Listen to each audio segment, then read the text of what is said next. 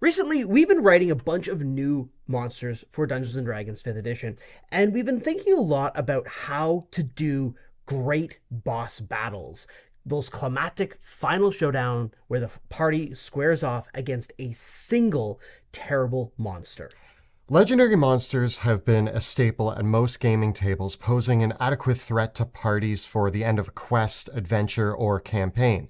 But there's some elements of legendary monsters that we were wondering if we could improve upon and make runs smoother at the table and allow for more epic boss encounters in our games.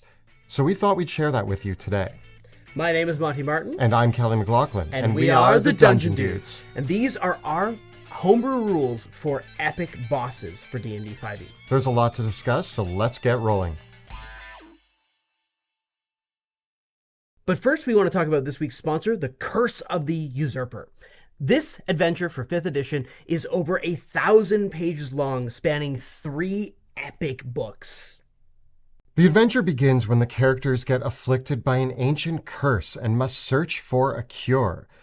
Along the way, they'll deal with pirates, political intrigue, and the Tower of a Mad Mage. This is a super cool adventure because the amount of attention to detail to the audio component of the adventure is amazing.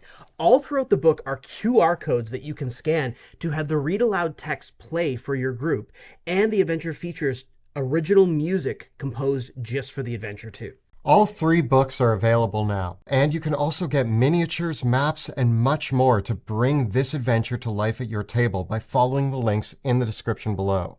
And with that, let's talk about how we're going to make some epic bosses. Boss battles represent some of the most climactic and memorable encounters that we have in our Dungeons & Dragons campaigns. And when they go really, really well, they can be a special moment that your players and yourself will be talking about for years afterwards.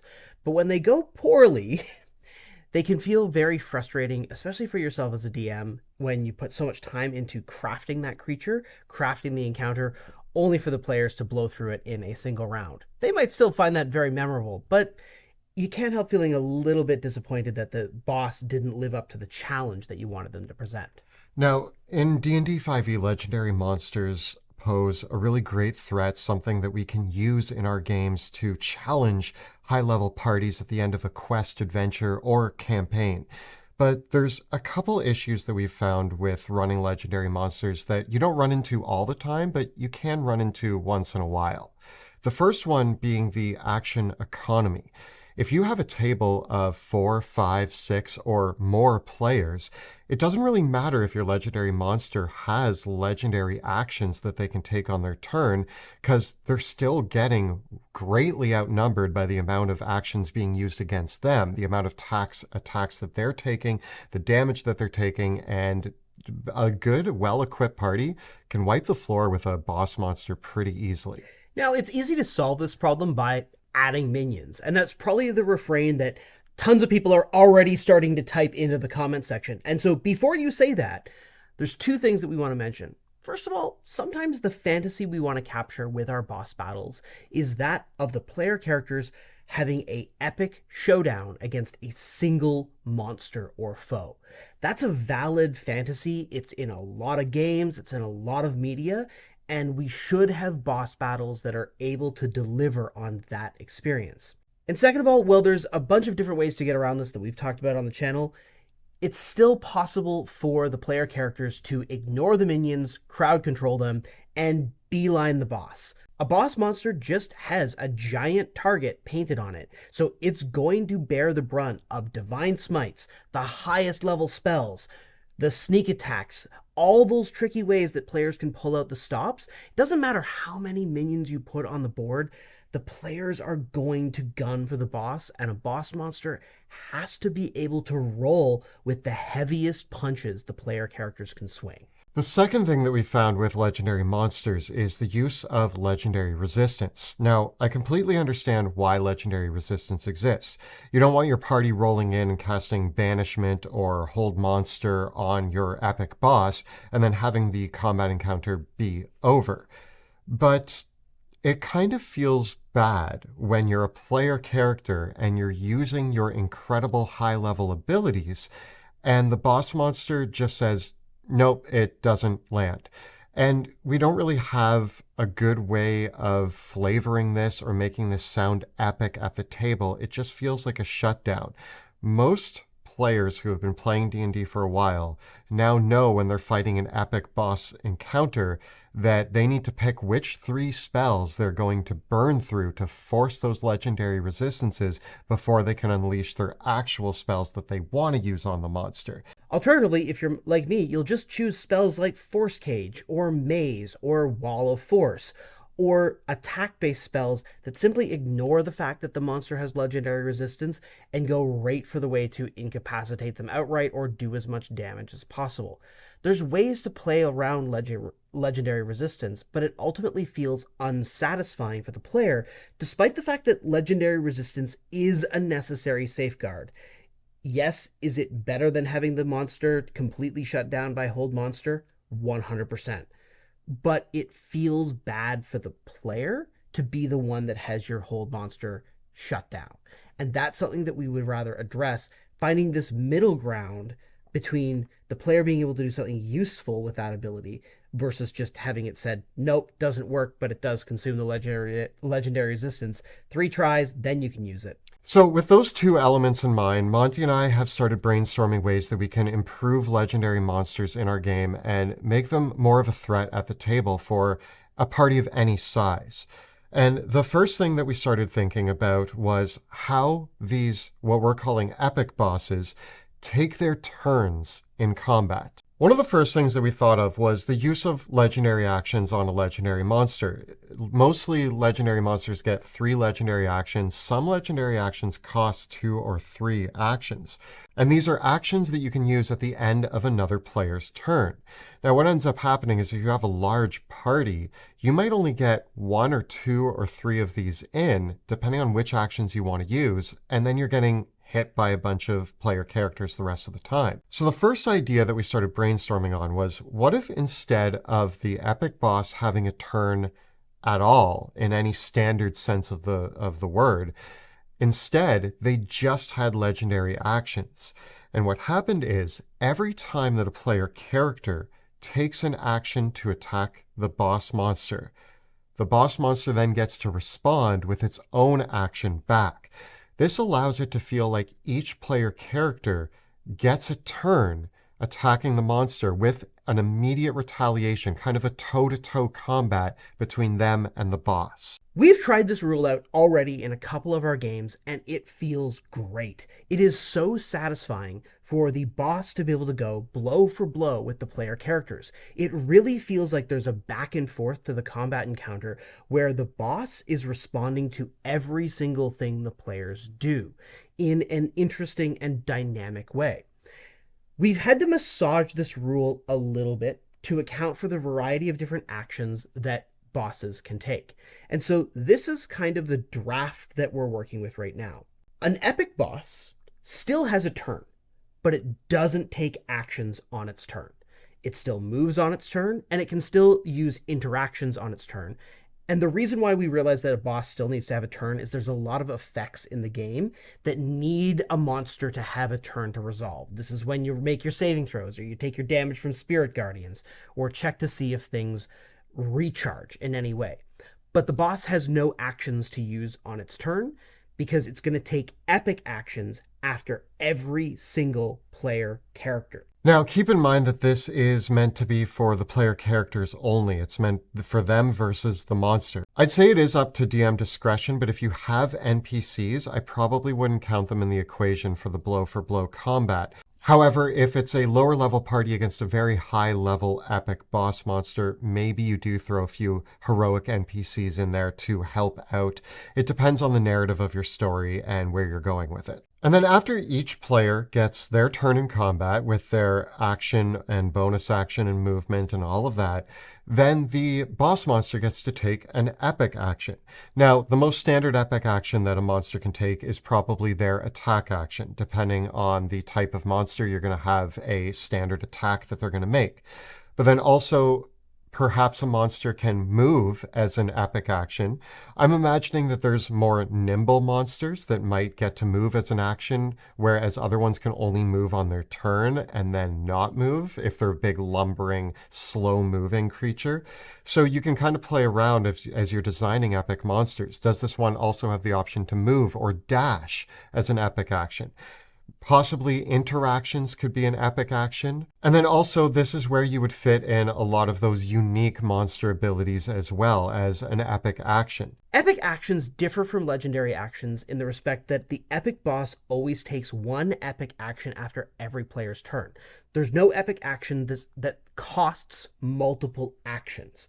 Instead, certain epic actions are restricted to once per round for the epic boss. For example, if the epic boss has an ability to cast a spell, casting a spell might be something that they're only allowed to do once out of all the epic actions they take. Similarly, an epic boss never has a multi-attack type ability. Their attack action is only ever one attack because they're going to be able to, at the very least, attack once per player character. This also does mean that because an epic boss that's fighting 5 players could be able to make up to 5 attacks, you do have to make sure that the amount of damage that the epic boss does on each of those attacks is pretty carefully calibrated based on the damage output that it should be able to do. You can also have epic actions that have a recharge value that perhaps only recharges when you check that on the monster's turn, like a breath weapon. And again, as Kelly said, you could have monsters that they're able to dash once per turn, so they can move on their turn, move with an epic action, maybe even teleport with an epic action, or perhaps even use some sort of defensive ability, give themselves the ability to take extra reactions, or maybe spend an epic action to concentrate on a second spell. And that ability costs them one of their actions every turn. And so we realize that there's actually interesting ways that you can have actions that cost more than one epic action by saying that the monster has to take one action in order to do another. So for example, we've been working with the idea that an epic dragon has to spend one epic action to breathe in, inhale, and then another epic action before they're able to exhale with the breath weapon. In this way, you get to break the epic actions into sort of 3 categories. There's the actions that the monster can take after everybody's turn endlessly as many times as they want. Then there's the actions that only happen once per round. A once per round action are those unique features and unique abilities that you don't want them to use after every player's turn. But when it comes back to their turn, it recharges and they're able to use it again. Then you have the third tier, which are the more rare options, which are either the recharge or the ones that Monty had mentioned, where you have to use an action to prepare another action.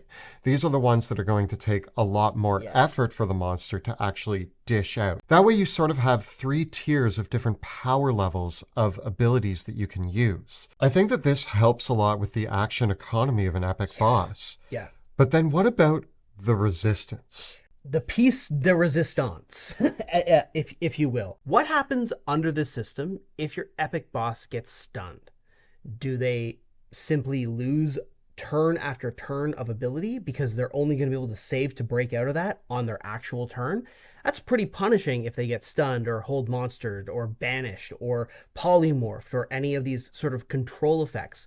What if even they get an effect that applies to them like Phantasmal Force or something that gives them disadvantage that really, really debuffs them in a powerful way? There's so many different things that the player characters can do that even when the action economy tilts back the other way, because with epic actions, the epic boss is always taking the same number of actions as the number of players on the table.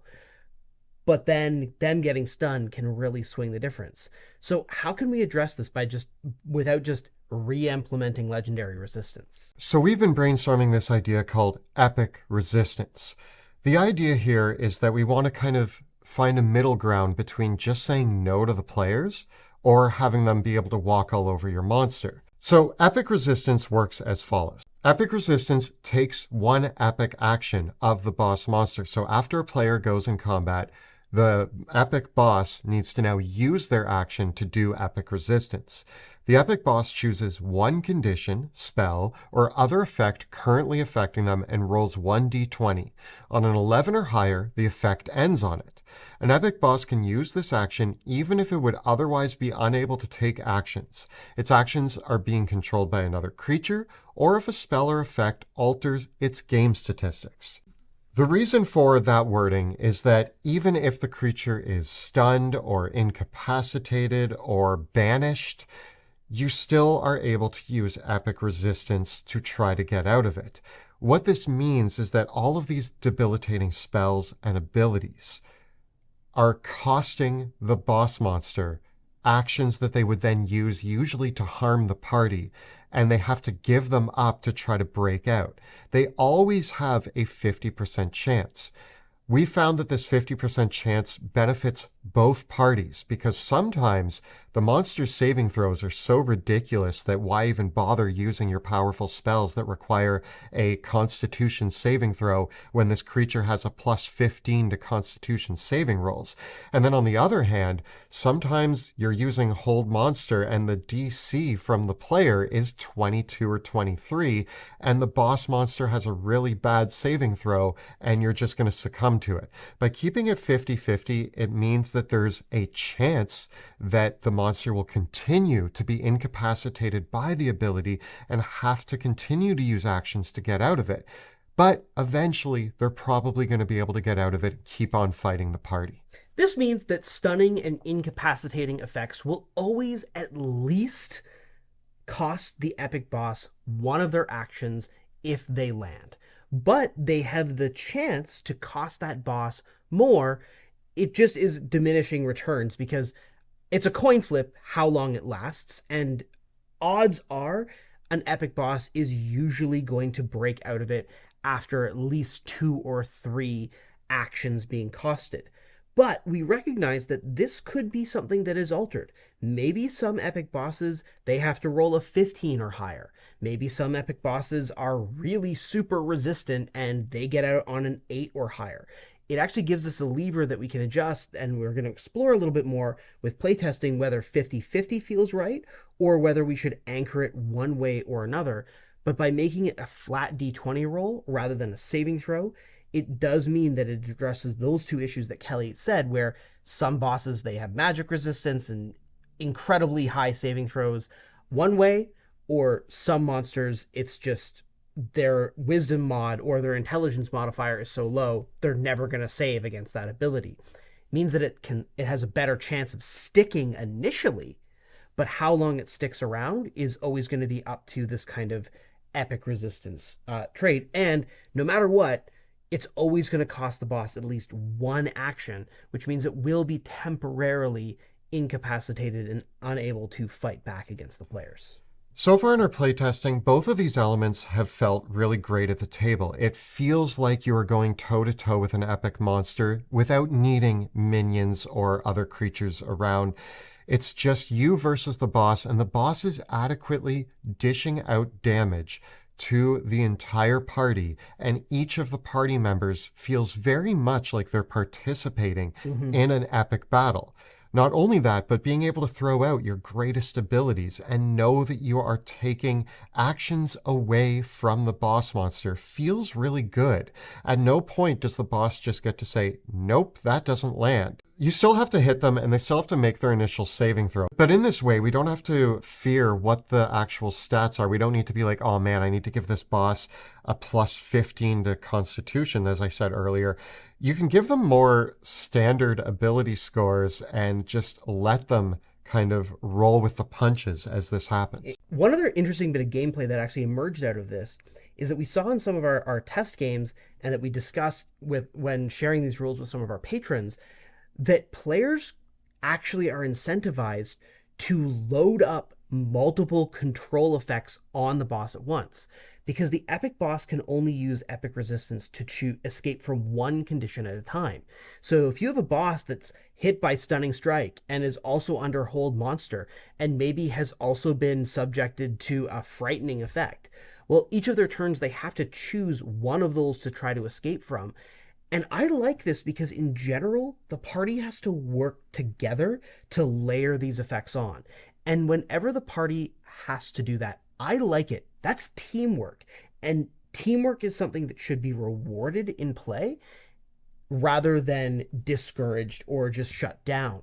And so I like that the players can really combine their efforts to shut down one of these monsters in a cool way. If a group of players mops the floor with an epic boss because they were working together to adequately keep it controlled so that it had to continue to use all of its actions to get out, I think that that's a party that earned it. It doesn't feel bad for me as a DM to have a party who put their heads together and worked as a team to outdo a boss. One other thing that I'd be really interested in exploring for alternate rules to this is also allowing the player characters to choose when they incapacitate, stun, or otherwise control the boss, to choose an action that the boss can't use while it's under the effect of epic resistance, or whether it is locked out, or giving the players certain ways to stop the boss from taking a specific action. For instance, maybe it's possible to wing clip a dragon, preventing it from flying and thus taking its fly epic action. Maybe it's possible to break its tail so that it can't use its tail slap against you. Maybe there's certain actions that the players can take to actually prevent it from using its breath weapon. All of these might be possible, locking the boss out from certain epic actions rather than just completely incapacitating it. Some of these ideas are still in brainstorming, but I do like what Mythic Odysseys of Theros introduced with their tiered boss fights. Yeah. And so I also imagine that we could make epic bosses that have two sets of epic moves that they can do.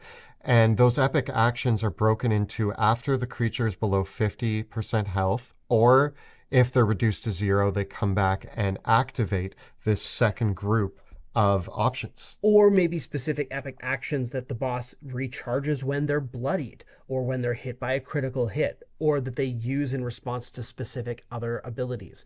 The epic boss still does have a reaction, but what we found is that they feel very reactive in play with the system. They're basically trading turns with the player characters as it is. So the design that we've explored with the epic actions has been fairly reactive in its nature. It's still important that the boss still has that core turn to resolve a bunch of other effects, but it feels so much more dynamic this way. And ultimately, it's just a simple evolution of the rules for Legendary Resistance. We think that these are working pretty well, but we'd be really interested to hear your thoughts, feedback, and ideas on how we might be able to iterate these rules even further. All of this is still in testing, and Monty and I have been playing around with it at our own tables. And if for those of you who sat in on our Gen Con Epic, you may have experienced this from the Table Crashers. And that's how we actually first implemented it, was trying out our Table Crashers as being reactive to all of the player characters at the table. And it worked really well then, and so we've been building up those ideas. And I really like the idea of an epic boss being reactive. Reactive abilities actually feel really cool to design and really appropriate at the table. I love the idea of designing a single action that only gets triggered if the monster is crit. It's like you made it angry, now it gets to use a powerful move back against you because you crit it. Or perhaps if it knocks a one-player character to 0 with a move, it unlocks a new ability. You can really do this sort of unlocking feature or activating certain moves by certain triggers in the game. Totally. I think Matt Colville actually explored something like that in his book Flea Mortals with their monster design there, and I really like the way they started with some of those villain actions. And it's a great starting point for like what an epic action could be, but they don't even necessarily need to be that complicated. What we found in a lot of our test games is that the fact that the monster just punches you back every time you punch it creates a cool dynamic, and some of the epic bosses that we've been exploring have been dead simple in their overall design rather than needing necessarily a flashy ability, because it turns out you get a lot from just that back and forth. One of our favorite monsters that we've designed, which I won't spoil too much, its epic actions are simply a slam attack and an attack that pulls you in, and then it also has a damaging aura and can entangle you. And so combining those together, it gets to pull enemies towards it, punch them, and then damage them with its aura. And that's all that monster really took for epic actions. And it was an incredible boss encounter at the table. Yeah, it felt really good and really, really tight. Ultimately, there's a lot of tweaking that we'll need to do on this end because for us, the difficulty that we want to have with most epic bosses is going to be in that climactic territory. And for me, a climactic battle that you have for a boss battle means that probably one or two of the player characters are on death's door by the end of the fight. So that's the kind of tuning that we're looking for the difficulty of these encounters. And so the numbers become the really challenging element to figure out, okay, how do you make sure you accommodate that? And of course, making sure that the boss has enough hit points to stick around. We've even thought about having something where the number of hit points that the boss has actually scales dynamically too, but we haven't tried that in play yet. We're still pondering how that might actually work.